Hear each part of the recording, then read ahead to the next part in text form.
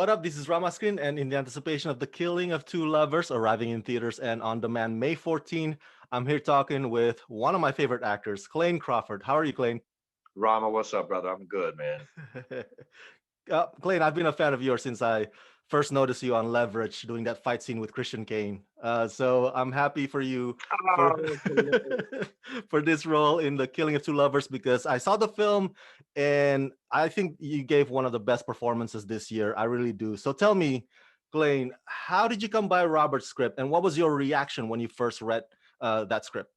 Robert and I have been trying to make a film together for 10 years. I met him in Sundance in '09, and we just kind of we had multiple, he's a great writer, and he had, 3 or 4 projects we were trying to shop around, and no one would ever give us any money.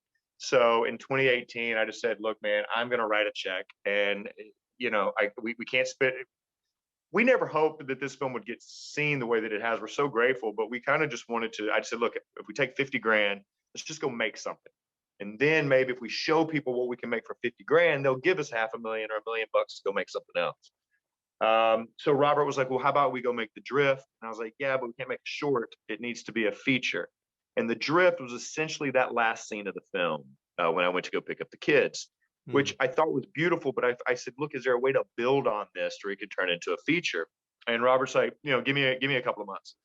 So he goes back, and this is August, right? August 2018. My man comes back in October with a draft.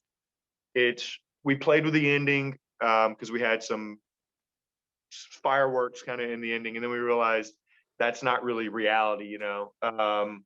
So we kind of settled on what we did, and we were shooting the day after Thanksgiving. So we just kind of jumped in. So I was drawn to Robert initially and his style of filmmaking and storytelling. And I just thought it would mesh with what I was wanting to do as an actor. And when he sent me the script, I mean, there was zero notes. I just understood the guy. And there's a line in the film when Niki and David are sitting in the car, and he says, I wish I could have had the children. Then you would have made partner by now. And I realized that this man loves his children in a way that certainly we see more of now today, but it's not something that I grew up with in the small town of Alabama.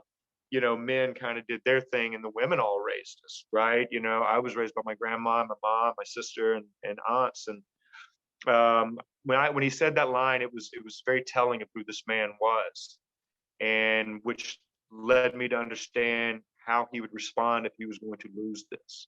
And instantly I was hooked. Fun question. I gotta ask. I'm curious. That target dummy that you had around, was that your idea? Was that on the script? How many multiple dummies Brother, were on the that's in set? the script.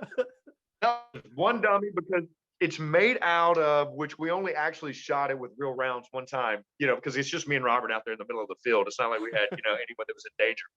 So I was like, look, let's shoot this thing because we might want to see what it looks like later. It's made out of this almost like putty type. It absorbed the round to where it only left the tiniest of little, like you took the end of an eraser and Wow. smudged it onto the character. So no, we did not need multiple because you could hardly even tell that I shot it with that. I think I used a 45 to shoot it with. And that was in the script, man. That was, again, Robert's so good at writing, like, to think about me dragging that thing out of the house and to putting it into the truck, like, mwah. Yeah. I wish I could take credit for making that up, but no, sir. No, sir, Rama. That is not me.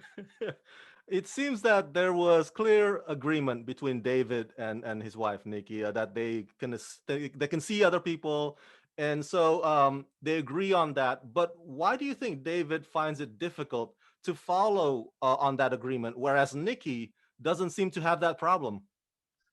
Well, I approached it that it's again because of the children. Mm, And he's having, and also the geography of the film is very important. mm, Having David be able to visually from his front door see the life that he once had and that it's still moving. The universe is all still turning while he's isolated from it, which I think that plays into the madness, but he's also seeing that new pickup truck driving down and parking in front of his home. And then he's seeing that damn truck still there at 6 a.m. So now he's starting to think about his children seeing that truck and his children seeing a man walk out of the bathroom in his boxer shorts who just took a leak. And I think it just starts to play with David's psyche. And again, it's because I think him losing the grasp on having that family unit.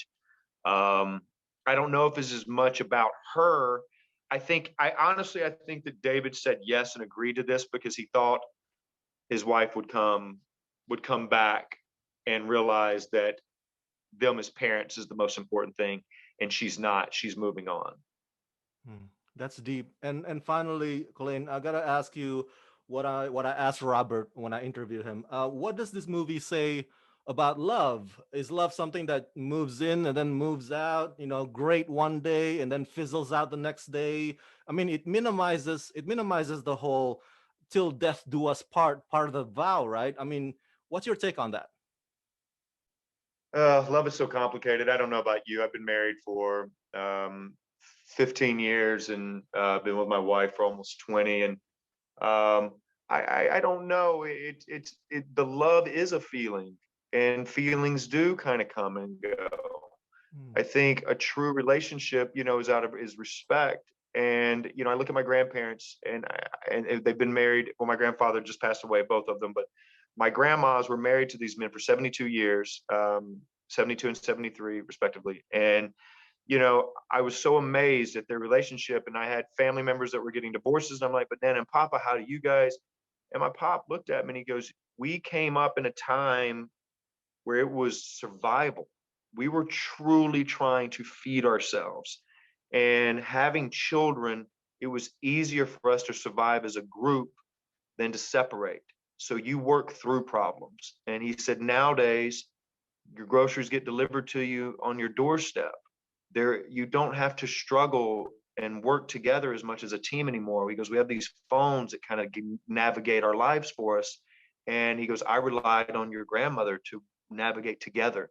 And I think that that's being lost in a sense as we become more independent creatures on this planet. And I think love is going to be more challenging. And I think it's going to be a true conscious decision that it's going to be full of challenges. And you have to want to do it, I think, more than anything, because if you just rely on the feeling, you're going to find yourself lost. Thank you for sharing that. And for my fans at home, everybody go check out The Killing of Two Lovers, arriving in theaters and on demand May 14th. Clayne, thank you for talking to me and congratulations. Yo, Rama, thank you, my man.